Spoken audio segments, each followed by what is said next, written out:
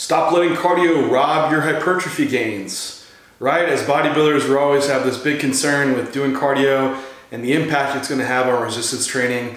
We're bodybuilders. Our main goal is building as much muscle as possible, and cardio can take away that. And what that is concurrent training, and combine cardio and resistance training together, and you can kind of interfere with the effect of one, right? So cardio has a certain stimulus that it's providing, and those adaptations are usually endurance-based, which if you look like an endurance athlete, like a marathon runner, that's kind of the opposite of what we want to be doing with bodybuilding.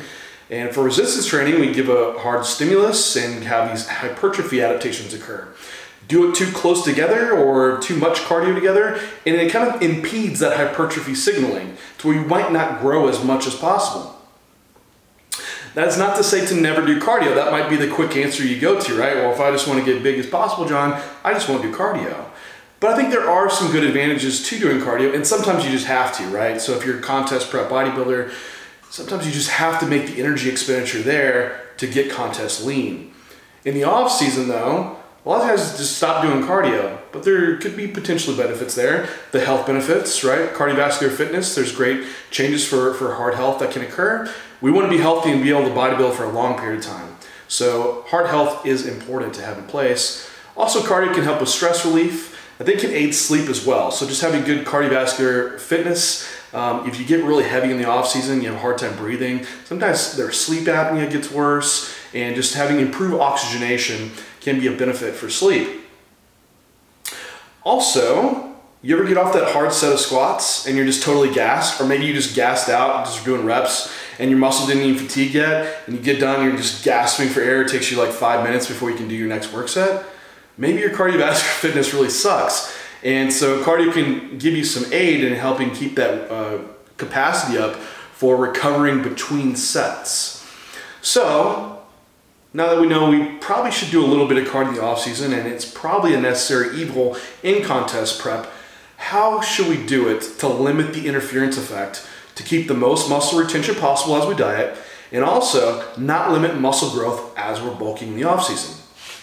I'm here in my cardio room, got my Stairmaster, I have a spin bike next to me too. So we're gonna look through all the different modalities, the durations, times, everything involved with implementing cardio, but trying to limit the effect on resistance training as much as possible. So, first thing we're going to look at, the modality, the type of cardio that you're doing. Should you do the spin bike or the Stairmaster, or go run? And what it looks like is in the literature is cardio modalities that mimic your resistance training movements the best. So ones that give you a high degree of hip flexion, just like think about a squat. You know, you squat down deep in the hole and you have that hip flexion occur. What cardio modality mimics that the best? And it looks like cycling is. So when they compare cycling to running with a high degree of hip flexion, it has less interference effect than what running does, and doesn't impede hypertrophy and strength gains as much. So you want to pick cardio that has that larger range of motion. With running, you have a limited range of motion, can tend to lead to less hip mobility, and also in runners, it shows decrease in jump performance and strength. So running's not the best option. And also comparing those two is there's a high eccentric muscle damage component with running. So that muscle damage and that high impact damages tissue, and that causes a lot more fatigue and takes just longer to recover from in general.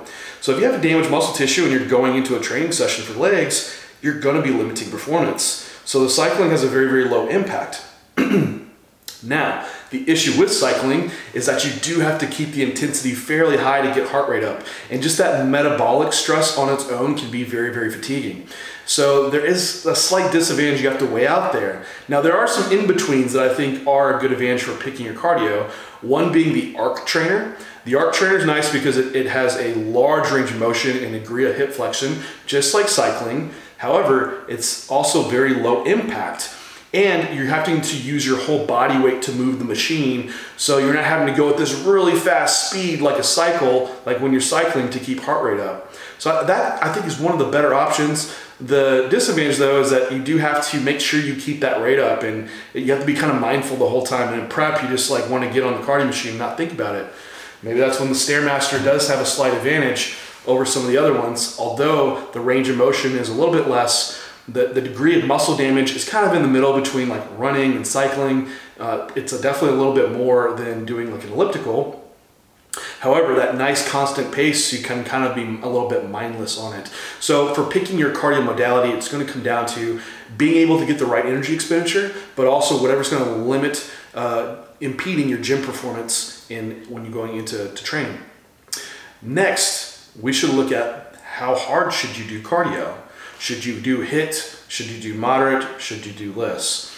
So regarding for fat loss, comparing HIIT cardio to moderate intensity cardio, even for low intensity cardio, if you just equate energy expenditure across the board, and you really aren't going to see a huge difference in fat loss. So you might have to do longer cardio if you do low intensity, like maybe really, really long if you're just walking outside. Also doing moderate intensity, you might be middle of the road, HIIT even shorter period of time. HIIT on paper looks really good.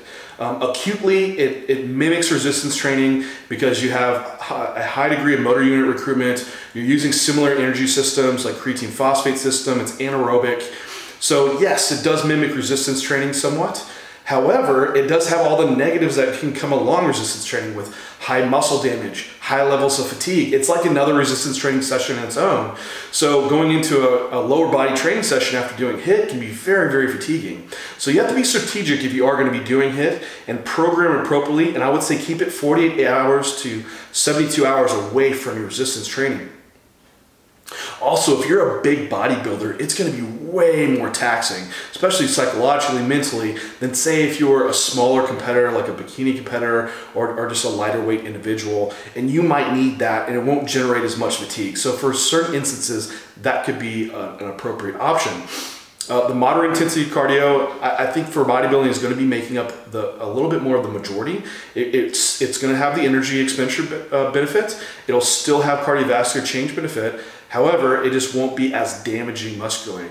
The other one, the far extreme, is low intensity steady state, just going and walking, right? Low intensity walking, what's the advantage there? Well, for one, it's not taxing at all, very limited muscle damage. It's not going to impede any type of hypertrophy signaling. The disadvantage is that you might have to do it for a very long period of time. Most of us don't have time to go walk for like 2 hours a day. So there needs to be some balance between when you're doing HIIT, moderate, or low intensity cardio. Next is going to be the duration of these cardio sessions. How long should they really be? And when comparing 20 to 30 minute cardio sessions to 50 to 60 minute cardio sessions, the 20 to 30 minute have very small impact on your resistance training signaling.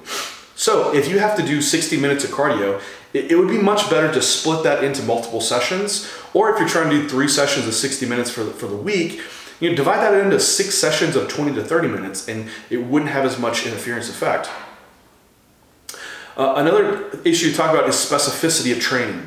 So you need to train towards what your goal and focus is. For bodybuilders, we want a lot of muscle. How do you do that? You do hypertrophy training. You don't do cardio. You don't see bodybuilders doing 7 sessions a week of 60 minutes of cardio and weight training one time, right? It's mainly predominantly resistance training. So my guideline for this is I would not make sure that you don't have more cardio sessions than you do resistance training sessions.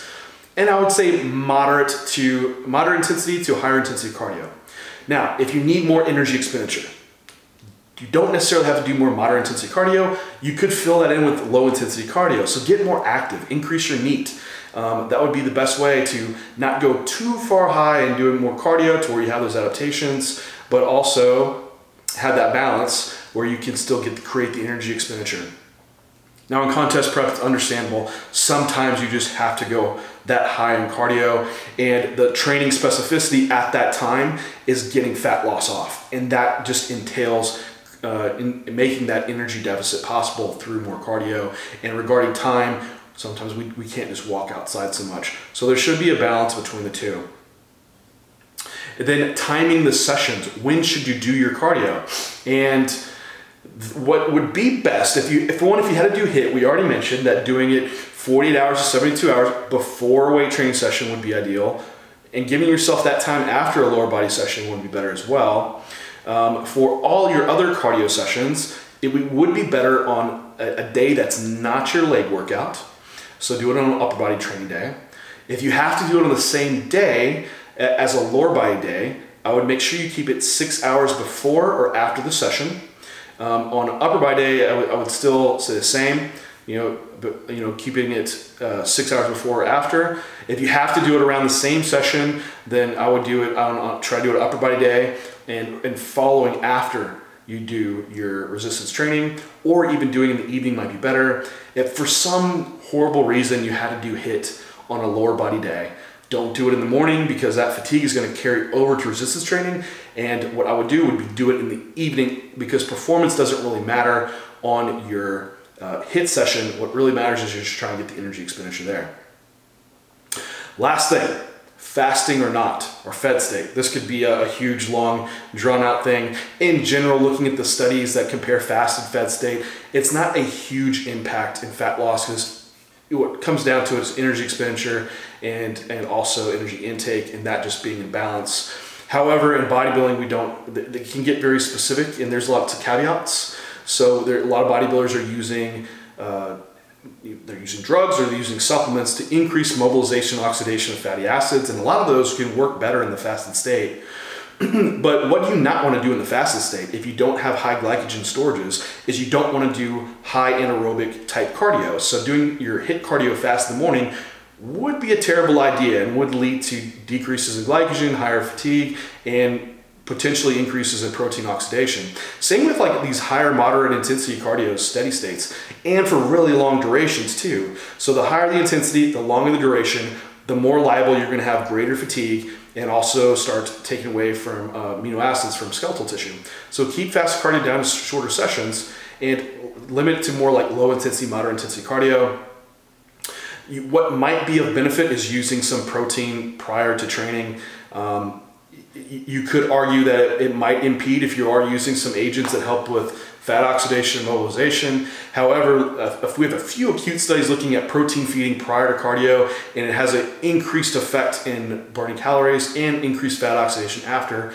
However, you could argue that it's just a thermic effect of food, and if you had that protein another time of day, you're kind of going to see that same effect. So there's not a lot of data to support that. So I in general don't have a lot of recommendations for fasted cardio, but if you had to do it, do lower or moderate intensity cardio. So that is my overall summary. Just to bring back the main points: choose your modality wisely and have it something that mimics resistance training and isn't too damaging on muscular wise. Limit HIIT and keep it far away from training. The rest of the sessions should be more moderate intensity steady states, and fill in the rest of your gaps with low intensity walking, get outside, get active. Keep session duration to 20-30 minutes, and try not to limit really long sessions of cardio if you can. Keep training specificity in order, so make sure you're focused on keeping resistance training first, and limit the number of cardio sessions, and don't let it exceed the number of resistance training sessions. For timing, if you have to do it, try to do it on a separate day of weight training. If on the same day, do it 6 hours before or 6 hours after. If you have to do it in the same session, do it immediately after your resistance training. And fasted fed state cardio, it really comes down to personal preference. If you do have to do it fasted, keep low intensity or moderate intensity cardio at the short durations like we previously mentioned. So hope you enjoyed it, guys. All rundown on cardio. Hope I didn't bore you too much, because we're all about resistance training here on the Animal Pack channel. But anyway, let me know any questions or comments you have below about cardio. I'd be happy to answer for you, and see you next time.